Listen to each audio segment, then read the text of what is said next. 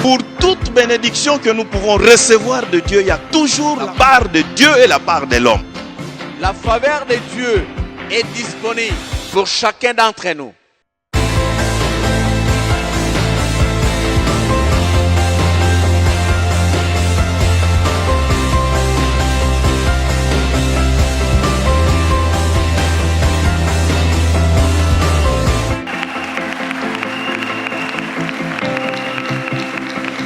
Ça, il y a des dieux dans lesquels je vais faire.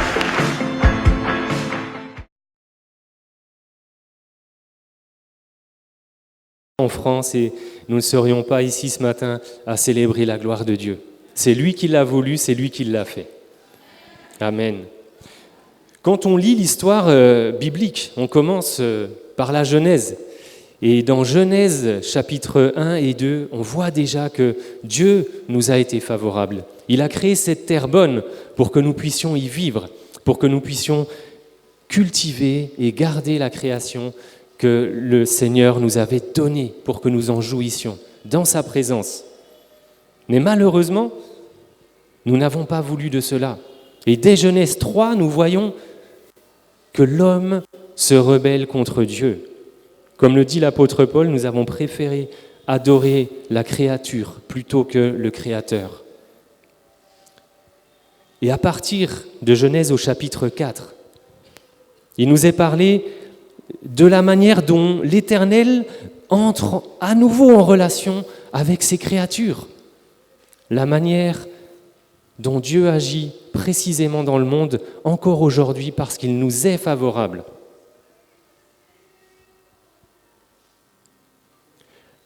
Le grand thème de toute l'histoire de la Bible est Dieu qui restaure la relation avec son peuple. À travers Jésus-Christ, nous avons été rachetés de la mort certaine à laquelle nous étions destinés, mais nous avons été rachetés pour Dieu. Nous n'avons pas été rachetés les unes et les uns parce que nous aurions pu vivre notre vie de la même manière que si nous n'avions pas été sauvés. Nous avons été rachetés parce qu'un jour, Dieu nous a appelés. Un jour, Dieu nous a appelés. La Bible nous parle du début à la fin d'un Dieu relationnel, un Dieu qui veut vivre une relation avec sa création, avec ses créatures dont nous sommes. À partir de Genèse chapitre 11, alors que le mal va de pis en pis sur la terre, que les hommes continuent de s'entêter dans leur rébellion, dans leur rejet de Dieu. Nous voyons au chapitre 11, la tour de Babel, que les hommes créent une tour-temple qui les emmènerait jusqu'au ciel, c'est-à-dire au lieu de la présence de Dieu. Et là, Dieu agit. Dieu agit pour corriger. Dieu agit parce qu'il est toujours favorable, qu'il aime toujours le pécheur, mais qu'il n'aime pas son péché. Aujourd'hui, Dieu continue d'agir parce que ce même Dieu qui a dû intervenir à Babel pour diviser ceux qui voulaient s'unir dans un projet néfaste contre la gloire de Dieu, aujourd'hui encore, Dieu agit dans ce sens. Dieu se révèle encore à toute la terre. Et il le fait à travers nous, à travers l'Église, à travers celles et ceux qui ont reçu l'appel de Dieu, qui ont changé de voie, qui se sont tournés vers le Dieu vivant et vrai, en se détournant de leurs idoles. Le passage qui nous intéresse ce matin va aller exactement dans le thème de votre année, quand Dieu nous est favorable. Nous allons ouvrir la parole de Dieu dans un instant, Genèse au chapitre 12. Genèse chapitre 12 va commencer une nouvelle histoire avec une personne que Dieu appelle et que Dieu envoie. Pour nous aujourd'hui, c'est une leçon.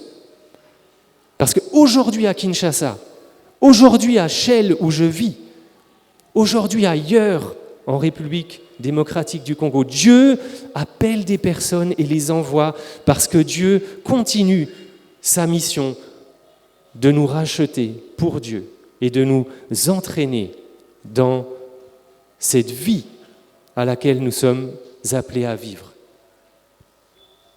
Nous voulons nous lever, s'il vous plaît, pour lire la parole de Dieu. Je vais commencer Genèse 11 au chapitre 31 et je vais lire jusqu'à Genèse 12 au verset 4. Genèse 11, 31 va nous donner un peu le cadre de ce nouveau cycle, le cycle d'Abraham. Genèse 11, verset 31. Térakh prit son fils Abraham, son petit-fils Lot qui était fils d'Haran et sa belle-fille Sarai, la femme d'Abraham. Ils sortirent ensemble d'Our en Chaldée pour se rendre dans le pays de Canaan. Mais, arrivés à Charan, ils s'y installèrent. Térakh vécut 205 ans, puis il mourut à Charan. Chapitre 12, verset 1.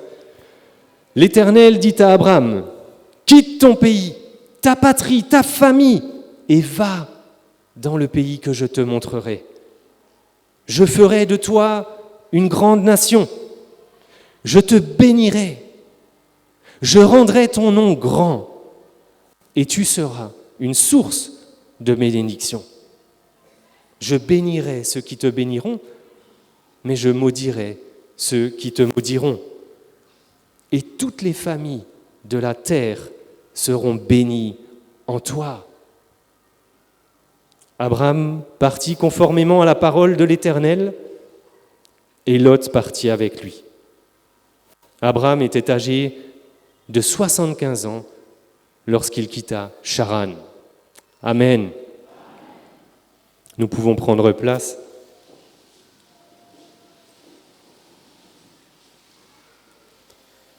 Qui est Abraham ? Il est bien loin de votre culture et de ma culture. Abraham était originaire du désert d'Arabie. Aujourd'hui, c'est le pays d'Irak. Et lui venait du sud-est de ce pays, une ville qui s'appelait Our. Le pays s'appelait alors la Chaldée. Abraham faisait partie d'un peuple qui s'appelait les Amorites. Ce peuple ne connaissait pas le Dieu de la Bible. Ils étaient ce que le monde appelle des païens, des idolâtres. Depuis sa naissance, Abraham et sa famille adoraient le Dieu Lune. Et il dressait ces grandes tours, comme la tour de Babel, là où il rendait le culte aux astres, à la lune, au soleil, aux étoiles. Ils adoraient les créatures. La famille d'Abraham semblait être des éleveurs. Et ils semblaient commercer autour de la ville d'Our. Ils élevaient leur bétail, ils vendaient les animaux et ils se déplaçaient à droite, à gauche pour que leurs troupeaux puissent grandir et bien se porter. Peut-être en raison de guerre, peut-être en raison de famine sur place, ils ont décidé d'aller jusqu'à Charan.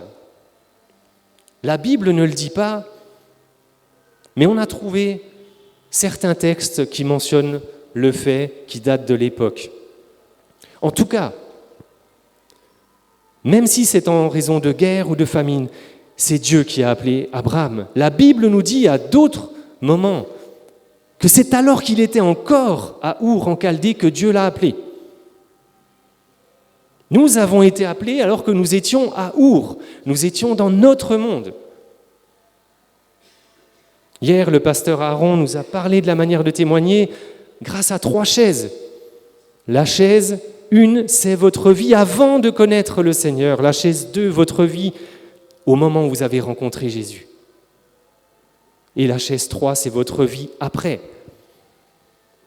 À un moment donné, nous étions tous là, à Our, sur la chaise numéro 1, nous ne connaissions pas Dieu. C'était le cas d'Abraham. Et même la première fois où Abraham, en se déplaçant, en répondant à l'appel de Dieu, a construit là un lieu de culte, un petit autel, il a invoqué le nom de celui qui lui avait parlé, nous dit la Bible. Ce n'est pas encore Yahweh, ce n'est pas encore l'Éternel tel qu'il s'est révélé ensuite à Abraham. En tout état de cause, Abraham ne pouvait pas rester là où il était. Abraham devait quitter. Alors Abraham part. Mais la Bible nous dit qu'il s'arrête à Charan. Charan est aujourd'hui en Turquie actuelle. Donc il se déplace vers l'ouest en montant, en suivant le cours du fleuve. Mais lui, sa famille s'arrête. Des fois, le Seigneur m'appelle, mais je m'arrête en chemin. Dieu sait que l'Église a prié, que les responsables ont prié pour que je puisse assister à la conférence, parce que ce n'est pas facile d'avoir le visa. Et j'ai été encouragé, parce que je savais que l'Église priait, mais de moi-même, je pense que je me serais arrêté à Charan. Je ne serais pas venu jusqu'à Kinshasa. Mais Dieu a appelé, Dieu a envoyé et Dieu a pourvu. Gloire à Dieu pour ce qu'il a fait. Abraham doit partir. Dieu lui dit, pars, va-t'en. Et l'hébreu signifie, va pour toi, va pour ton bien, va pour ton bonheur. Ce n'est pas juste, pars de cet endroit et va où je vais t'envoyer. Rien que dans la formulation, Dieu donne une promesse à Abraham. Si tu pars, ce sera pour ton bonheur. Et Dieu lui fait cette promesse. Il va lui donner un pays. Nous lisons cela au verset 1. Va dans le pays que je te montrerai. Deuxième promesse, Dieu va faire d'Abraham une grande nation. À l'époque, Abraham était marié, mais n'avait pas d'enfant. Et il nous est dit que lorsqu'il quitta Charan, il avait déjà 75 ans. Troisième promesse, Dieu lui dit, je te bénirai. Quatrième, je rendrai ton nom grand. Cinquième, tu seras une source de bénédiction. Sixième, je bénirai ceux qui te béniront et je maudirai ceux qui te maudiront. Et septième promesse, après tout ce cheminement, elle nous concerne directement. Toutes les familles de la terre, tous les peuples, toutes les ethnies, tous les peuples, toutes les nations seront bénies à travers ta descendance. Dieu n'appelle pas Abraham pour lui-même seulement, mais il l'appelle aussi pour que, encore aujourd'hui, toutes les nations de la terre soient bénies. Parce qu'un jour, Dieu a appelé un homme, Abraham, et Abraham a répondu à l'appel de Dieu. Est-ce que vous avez déjà, pour certains peut-être, connu cette situation où vous êtes certain de devoir partir pour espérer une vie meilleure, pour trouver un emploi, pour trouver de meilleures conditions pour vous, pour vos enfants?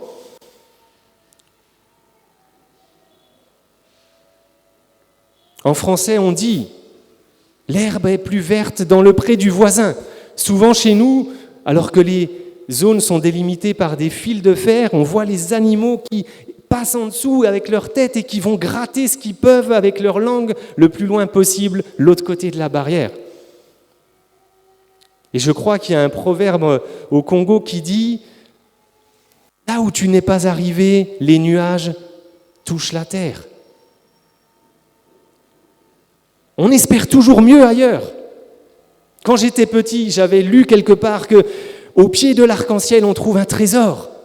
Alors en tant qu'enfant, j'ai pris mon vélo, nous habitions une grande plaine assez régulière, assez plate. On voyait très loin, peut-être à plusieurs kilomètres. Et avec mon vélo, je pédalais, je voulais arriver jusqu'au pied de l'arc-en-ciel pour m'assurer qu'il y avait là bien un trésor. Mais vous vous doutez bien que plus j'avançais, plus je me fatiguais, plus l'arc-en-ciel s'éloignait. De là où j'étais, je croyais que j'allais pouvoir l'atteindre, mais il était inaccessible. Et j'ai dû revenir à la maison. Et finalement, je ne sais toujours pas s'il y a un trésor au pied des arcs-en-ciel. Ces exemples ne sont rien à côté de ce que Abraham a dû faire. On voit un peu plus loin dans le chapitre qu'Abraham s'était quand même enrichi à Charan. Il avait acquis encore du bétail, il avait acquis même des serviteurs, des gens qui l'aidaient à développer son commerce. Il y avait là le temple de son Dieu, le Dieu Lune. Après tout, il aurait pu se dire, puisque je réussis, c'est que ce Dieu m'a donné ce dont j'ai besoin. Pourquoi devrais-je le quitter ? Pourquoi devrais-je aller plus loin encore dans un pays que je ne connais pas, vers un Dieu que je ne connais pas ?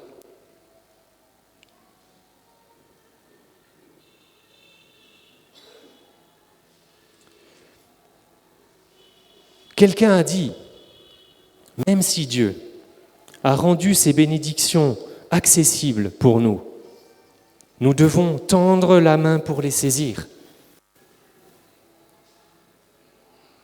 Par la foi. Si nous ne bougeons pas, si nous ne faisons rien, si nous restons dans un statu quo, si nous n'exerçons pas notre foi, nous n'obtiendrons rien. Je vous propose de voir d'abord dans ce passage l'appel individuel d'Abraham. Abraham a dû tendre sa main, accepter la mission que l'Éternel lui donnait à ce moment de sa vie. Dieu lui dit, va, quitte ton pays, ta patrie et ta famille. Quitte, pars, laisse tout, va de l'avant. Le plus grand obstacle dans l'écoute de la volonté de Dieu, même le plus grand obstacle dans la réussite de nos entreprises à la gloire de Dieu, c'est nous-mêmes. Si on se retient, si on s'auto-censure, si on se dit « je ne peux pas, je ne suis pas capable, le monde est ainsi et moi, je dois garder cette place dans le monde », alors nous n'obtiendrons rien du tout. Comme Abraham, qui était finalement dans une recherche spirituelle. Imaginez, vous entendez un Dieu puissant vous parler. Il vous convainc de partir. Là, il faut la foi. Abraham a eu une foi qui a failli. Il a préféré garder un peu. Il a emmené son neveu Lot avec lui. Et on verra plus tard dans le récit que Lot, finalement, est parti. Parce que ce n'était pas possible. C'était comme s'il traînait un boulet à son pied. Lot empêchait Abraham de vraiment obéir à l'appel de Dieu. Quand Abraham est parti en Égypte, à cause de la famine, qu'est-ce qu'il a fait ? Il a menti. Il a dit que sa femme était en réalité sa sœur parce qu'il craignait pour sa vie. Il n'a pas eu la foi, il n'a pas fait confiance à Dieu. Pourtant Dieu lui avait dit, oui, je vais être favorable, je vais te donner ce que je te promets. Les promesses de Dieu sont là, mais il nous faut y croire, il nous faut les saisir. Charan signifie terre desséchée. Terre desséchée. Abraham était finalement sur une terre qui ne pouvait plus rien lui donner, plus rien produire d'elle-même. Elle était desséchée, comme sa vie spirituelle. Il adorait une idole. Cette idole n'était bien sûr pas Dieu. Et Dieu lui est favorable. Il l'appelle, il l'invite à se tourner vers lui, à sortir de la terre desséchée, à aller dans le pays que Dieu a promis. Faisons confiance à Dieu qu'il nous fera sortir de la terre desséchée si nous lui faisons confiance, si nous osons aller dans le pays que lui a choisi pour nous. Peut-être aujourd'hui vous êtes là sur cette première chaise, vous êtes à Charannes. Peut-être aujourd'hui vous prenez conscience que Dieu a une vocation pour chacun. Peut-être vous prenez conscience que Dieu vous appelle personnellement, comme il a appelé Abraham. Va, quitte, lève-toi de cette chaise et assieds-toi maintenant sur la deuxième chaise. La chaise de la foi. Accepte l'œuvre du Seigneur Jésus. C'est Jésus qui nous emmène de Charan jusqu'à Éden. Parce que Jésus nous a réconciliés avec Dieu. Dieu a voulu que nous soyons ses enfants et c'est grâce au sacrifice de Jésus que nous pouvons obtenir la vie que Dieu nous a promise. Si nous voulons être bénis avec Abraham, nous devons nous soumettre et accepter le chemin que Dieu nous donne. J'ai lu un autre proverbe congolais, même si le chien a 4 pattes, il ne peut suivre qu'un seul chemin. Même si nous avons la possibilité de prendre différentes directions, il y en a un seul qui est le bon. Jésus dit « Je suis le chemin, la vérité et la vie ». Alors arrêtons de prendre d'autres chemins ce matin. Prenons conscience de là où nous sommes sur Charan et prenons conscience que Dieu veut nous emmener dans son pays. Et pour cela, nous devons écouter sa voix ce matin. La foi est radicale. Va, quitte. On ne peut pas emmener avec nous quelque chose de notre ancienne vie. Certes, Abraham a emmené ses serviteurs, son bétail. C'était là ses moyens de subsistance, effectivement. Mais il n'a pas emmené ses dieux. Quand il est arrivé à Canaan, il n'a pas reconstruit une tour. Il a juste construit des petits hôtels, des petits lieux symboliques où il était conscient de la présence de Dieu. Et il voulait l'adorer là.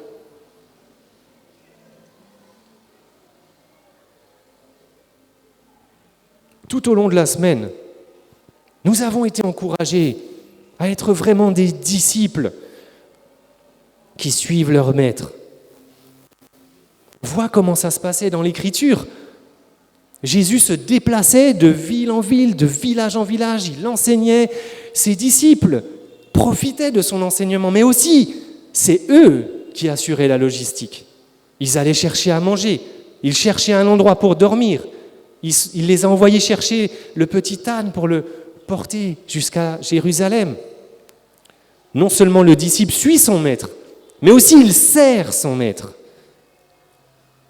On ne peut pas venir à l'église, tout content le dimanche, dire merci au Seigneur et le reste de la semaine vivre notre vie. Nous devons non seulement suivre Jésus pour venir le dimanche avec les frères et sœurs, mais nous devons aussi le servir tout au long de la semaine. Notre vie doit être une adoration à Dieu. Nous ne devons pas regarder à nous-mêmes. Nous devons considérer les intérêts de Dieu. Jésus a fait ça. Il n'a pas regardé sa position divine comme quelque chose qu'il devait préserver, mais il s'est humilié, il est devenu semblable à nous. Il est venu sur la terre desséchée, mais il est venu apporter la vie. Jésus n'a pas regardé sa condition, parce que dans le jardin de Gethsémani, alors qu'il luttait avec angoisse contre ce qui l'attendait, il dira à Dieu, non pas ma volonté, mais ta volonté. Est-ce qu'aujourd'hui je suis capable, et je le dis pour moi, chers amis, je suis capable de dire à Dieu, non pas ma volonté, mais ta volonté. Je sais que ce n'est pas facile, je suis dans le même bateau que vous. La vie est difficile, mais rappelons-nous que Dieu nous est favorable.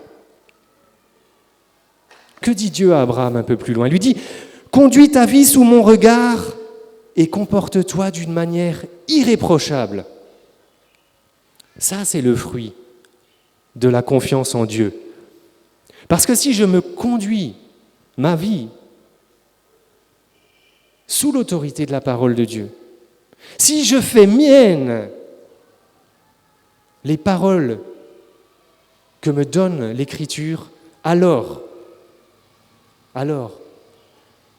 je pourrai me comporter d'une manière irréprochable. J'aimerais juste prendre un petit passage qui m'a interpellé. C'est votre ordre de mission aussi. Dans Zacharie 8, au verset 16. Dieu dit à son peuple, maintenant n'ayez pas peur. Voici ce que vous devez faire. Que chacun dise la vérité à son prochain. Rendez la justice aux portes de vos villes, conformément à la vérité et en vue de la paix. Que personne ne projette dans son cœur le mal contre son prochain et n'aimez pas le faux serment. Car tout cela, je le déteste, déclare l'Éternel. Autrement dit, si nous venons dans de bonnes dispositions, célébrer la gloire de Dieu ensemble, mais si dès que nous sortons, nous n'obéissons plus à l'appel de Dieu, nous ne valons pas mieux que ceux qui n'ont pas placé leur confiance en Dieu, parce que la foi exige une obéissance, la foi exige un engagement, la foi est radicale. Quitte! Tu ne peux pas partir si tu restes comme tu étais. Accepte la transformation de l'esprit. Accepte que le Seigneur fasse de toi la personne que tu es déjà, par la grâce de Dieu, et que tu vas devenir par son Saint-Esprit en toi. La condition de la foi, c'est vraiment la relation avec Dieu. Croire que lorsque Dieu fait une promesse, alors il va l'accomplir. Croire que Dieu nous aime au point de s'être livré lui-même sur la croix par son Fils Jésus. La vie que Dieu demande de nous, comme il a dit à Abraham, cette vie-là, c'est de se consacrer à lui, fais tout pour la gloire de Dieu. Dieu cherche des gens comme Abraham encore aujourd'hui. Il cherche des serviteurs, des servantes qui soient fidèles, qui acceptent de prendre le chemin unique, étroit certes, mais le chemin de la vie. En acceptant le plan de Dieu, Abraham a célébré sa gloire. L'obéissance vaut mieux que tous les sacrifices, nous dit la parole. Nous avons besoin de viser la gloire de Dieu.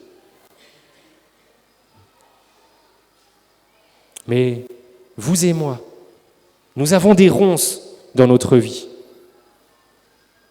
La plus grande ronce, c'est l'argent. Nous travaillons, nous nous fatiguons pour peu. Dieu nous demande de le mettre en premier. Dieu nous demande de lui consacrer aussi nos offrandes.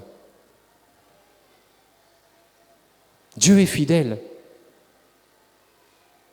S'il nous appelle à la confiance, il pourvoit aussi à tous nos besoins. Jésus dira: cherchez d'abord le royaume de Dieu et ce qui est juste à ses yeux. Faites-en votre première préoccupation dans la vie, quoi que vous fassiez. Et tout le reste, ce pourquoi aujourd'hui vous vous inquiétez, tout cela vous sera donné. Gloire à Dieu, il le fera. L'attrait des richesses est trompeur. Abraham aurait pu dire: je préfère rester à Charan parce que là je vois que mon troupeau grandit, je vois que je peux engager des personnes pour l'œuvre que je souhaite. Mais ce n'est pas l'œuvre de Dieu. Va, quitte. Doit nous encourager ce matin à défricher le terrain de notre vie, à laisser Dieu remettre le terrain à plat et à rebâtir sur le fondement de la foi en Jésus-Christ, pour que tout l'édifice puisse tenir debout.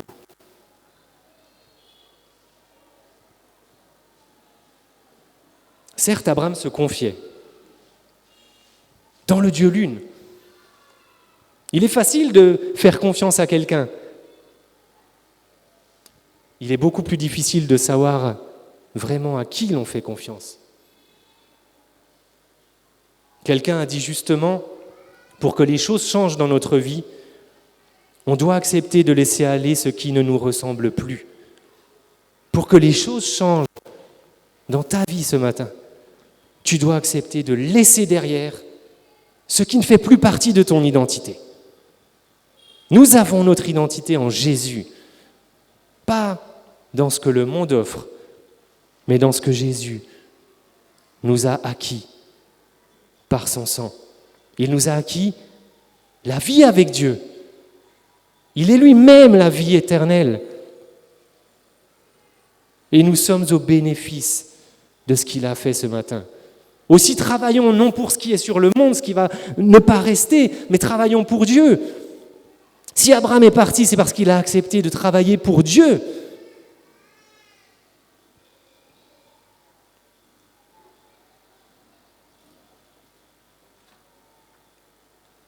Deuxièmement, nous avons vu que Dieu appelle une personne individuellement, il a appelé Abraham individuellement, il appelle chacun de nous individuellement, mais il ne nous appelle pas pour rester tout seul.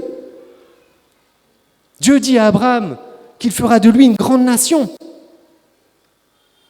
Abraham ne restera pas seul, même s'il était avec son neveu, avec son épouse. La bénédiction de Dieu allait bien au-delà. Dieu appelle aussi collectivement. Il appelle l'Église.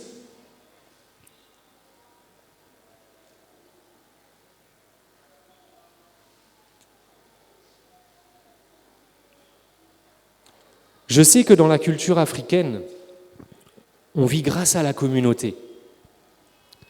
Nous, dans notre culture occidentale, on va être beaucoup plus individualiste. On pense qu'on peut réussir tout seul, mais c'est faux, c'est vous qui avez raison. On a besoin des autres. Nous sommes solidaires les uns des autres. Nous ne sommes pas solitaires. Nous devons marcher ensemble. Abraham a cru à Dieu. Il a cru que Dieu l'appelait à former une nation pour sa gloire.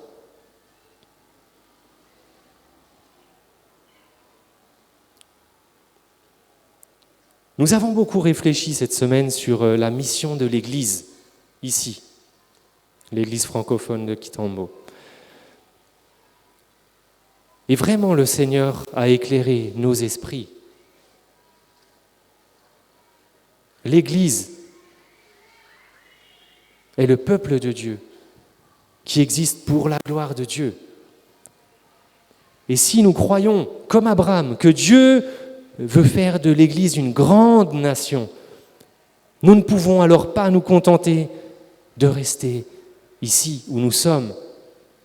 Nous ne pouvons pas nous contenter de garder l'appel et les promesses de Dieu pour nous. Nous devons les communiquer. Nous devons croire, comme l'apôtre Paul, que Dieu a un peuple nombreux dans cette ville. Nous devons croire que Dieu a déjà prévu de sauver beaucoup de personnes ici. Nous croyons que l'Église est appelée à grandir. Je ferai de toi une grande nation. Avec l'Église locale, nous sommes nombreux. Et nous pouvons nous soutenir dans le travail que le Seigneur nous donne de faire. Si la foi est une réponse personnelle à l'appel de Dieu, alors la croissance du chrétien, elle est liée à sa communauté. Nous avons besoin des uns et des autres pour grandir, frères et sœurs.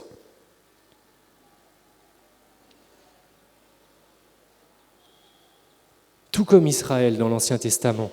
Aujourd'hui, l'Église est le peuple de Dieu et l'apôtre Paul va dire que c'est par le moyen de l'Église que toutes les instances spirituelles connaissent le mystère que Dieu n'avait pas révélé, mais que maintenant il a révélé, savoir de tout ramener sous son autorité. C'est par notre témoignage collectif que nos contemporains seront interpellés. Jésus est mort sur la croix non seulement pour sauver le peuple juif, mais aussi afin que toutes les nations qui sont dispersées sur la surface de la terre soient rassemblées en un seul corps, l'Église. Dieu voit grand, n'est-ce pas? Nous voyons petit parce que nous marchons par la vue. Mais si nous souhaitons marcher par la foi, nous verrons beaucoup plus grand. Nous verrons ce que l'œil ne voit pas. Parce que la foi, dit l'auteur des Hébreux, c'est l'assurance des choses qu'on espère. C'est la démonstration même visible de ce qu'on ne voit pas encore. Dieu est à l'œuvre aujourd'hui encore pour rassembler son Église, une nation, l'unité, l'union, un seul peuple. C'est comme ça que le monde saura que Jésus existe, que le monde saura que nous sommes chrétiens. C'est grâce à l'amour qu'ils verront au sein du peuple de Dieu. Troisième appel, c'est l'appel international. Il y a une église ici. Nous avons notre église en France. Les missionnaires Fleming ont une église au Canada. Le pasteur Chilenga est une église en Afrique du Sud, etc., etc. Vous avez même une communauté près de Paris, je vais aller la visiter. La descendance d'Abraham sera aussi nombreuse que les étoiles du ciel. Elle sera pareille au sable qui est au bord de la mer, si abondant qu'on ne peut pas le compter. Le monde de la Bible était multiculturel, ethnique, beaucoup de peuples. Notre société aujourd'hui est multiculturelle. Vous avez même à Kinshasa, je crois, des ressortissants chinois. Vous avez des ressortissants indiens, vous avez des ressortissants américains et bien d'autres encore. L'Église n'est pas dans son pays sur terre. L'Église, dira quelqu'un, est un peuple pèlerin sur la terre jusqu'à ce que Dieu ramène tout sous l'autorité de Jésus. Tout. Qu'un jour toute nation reconnaisse que Jésus-Christ est le Seigneur, à la gloire de Dieu le Père. On n'y est pas encore, il y a du travail. Nous devons nous mobiliser. Dieu nous envoie comme il a envoyé Abraham. Va dans le pays, parce que c'est là que je te bénirai. C'est là que je ferai de toi une grande nation. Et finalement, toutes les nations de la terre seront bénies à travers toi. C'est à travers un homme que Dieu bénit le monde. Il l'a fait. Abraham a enfanté. De sa descendance, le Seigneur Jésus est né. Et grâce au Seigneur Jésus, nous sommes les enfants de Dieu. Nous faisons partie du peuple de Dieu. Partout sur la surface de la terre, toutes les nations de la terre seront bénies parce qu'une fois un homme a obéi à l'appel du Seigneur Jésus. Quand Dieu parlait, c'est le Seigneur Jésus qui parlait. Dieu est un en trois personnes. Dieu est Père, Dieu est Fils, Dieu est Esprit de toute éternité. Jésus parlait déjà, Jésus travaillait déjà à rassembler son peuple, l'Église. Quand nous serons au ciel, nous verrons Abraham, parce qu'Abraham est le père d'une multitude. Il est la source. S'il n'y avait pas eu Abraham, il n'y aurait pas eu de salut. Dieu est libre, il fait comme il veut, mais Dieu choisit Abraham à un moment donné. Dieu est libre de sauver toutes les ethnies du Congo, mais il nous choisit, il vous choisit pour entrer dans sa mission. Si nous ne le faisons pas, le travail va se faire, mais sans nous, et nous perdrons notre récompense.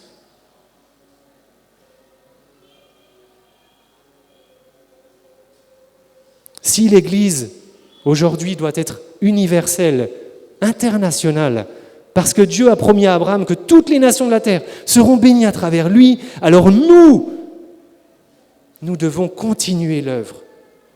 Nous devons nous engager dans la mission de Dieu. Parce que comme au temps d'Abraham, je vous assure, Dieu nous est favorable. Si vous le permettez, je reprends le passage de Zacharie pour illustrer. La fin du chapitre 8. Des peuples et des habitants des villes nombreuses viendront encore. Les habitants d'une ville iront dans une autre en disant « Allons implorer l'Éternel et rechercher l'Éternel, le Maître de l'univers. » Et ma réponse avec les gens qui sont là, c'est « J'irai moi aussi. Oui, je veux y aller. Je veux voir comment Dieu rassemble son peuple partout. Parce que Dieu souhaite que tous les hommes soient sauvés. » Beaucoup de peuples, dit Zacharie, beaucoup de nations puissantes viendront chercher l'Éternel, le Maître de l'univers, à Jérusalem pour implorer l'Éternel. Voici ce que dit l'Éternel, le Maître de l'univers. Ce jour-là, 10 hommes de toutes les langues des nations attraperont un juif par le pan de son habit et diront « Nous irons avec vous, car nous avons appris que Dieu est avec vous. Nous avons appris que Dieu vous est favorable et nous voulons aussi recevoir la bénédiction d'Abraham. » Dieu a donné un grand nom à Abraham. Il l'a dit, « Je rendrai ton nom grand. » Abraham, sans le H, voulait dire « Père éminent, Père de gloire, c'est moi. » Mais quand Dieu touche le cœur, alors Abraham, avec le H, devient le père d'une multitude. Abraham comprend sa mission et il s'engage dans sa mission. Nous sommes la multitude, mais ce n'est pas fini. Nous devons continuer l'œuvre du Seigneur. Notre œuvre est pour le roi, dit le psalmiste, et Paul prie. Il dit que tout notre travail n'est pas en vain dans le Seigneur. Le but est l'adoration. Le but est la gloire de Dieu. Le but est, comme le dit Paul, qu'un plus grand nombre de prières de reconnaissance montent vers Dieu. Est-ce que c'est notre volonté ce matin ? Puisque nous sommes des nations qui sommes bénies à travers la descendance d'Abraham, à travers l'œuvre de Jésus, qui nous a réconciliés, qui a laissé son pays de gloire, qui est allé dans notre terre desséchée, qui nous a réconciliés avec Dieu. La deuxième fois où Abraham va dresser un autel, il va invoquer celui qu'on appelle Yahweh. Dieu s'est révélé. Dieu se révèle encore. Il veut encore que des Abraham passent de Charan à Canaan et qu'ils célèbrent son nom. Je suis, dit Dieu, je suis. Il n'y a que moi comme Dieu. Arrêtons d'adorer des idoles. Mais pour cela, on a besoin de l'Esprit de Dieu. Si Dieu n'avait pas touché Abraham, Abraham n'aurait pas été capable de comprendre qui était Dieu. C'est l'Esprit qui vient et qui nous convainc de péché, de justice de Dieu et du jugement de Dieu. Dieu fait grâce aujourd'hui, comme il a fait à Abraham. Il lui a donné ce qu'il ne méritait pas, il lui a donné un pays merveilleux. Il était sur une terre desséchée, et Canaan est le pays où coule le lait, le miel, la prospérité, la bénédiction. Dieu a compassion. Lorsque nous sommes sur la terre desséchée, Dieu ne nous punit pas, il ne nous donne pas ce que nous méritons. Nous avons rejeté Dieu. Abraham avait au début rejeté Dieu. Quand il a été appelé à Our, il s'est arrêté à Charan. Et de là, Dieu doit l'appeler à nouveau. Dieu prend patience envers son peuple. Ne nous relâchons pas. Tant que Dieu est à l'œuvre, nous aussi, l'Église, nous devons aussi être à l'œuvre.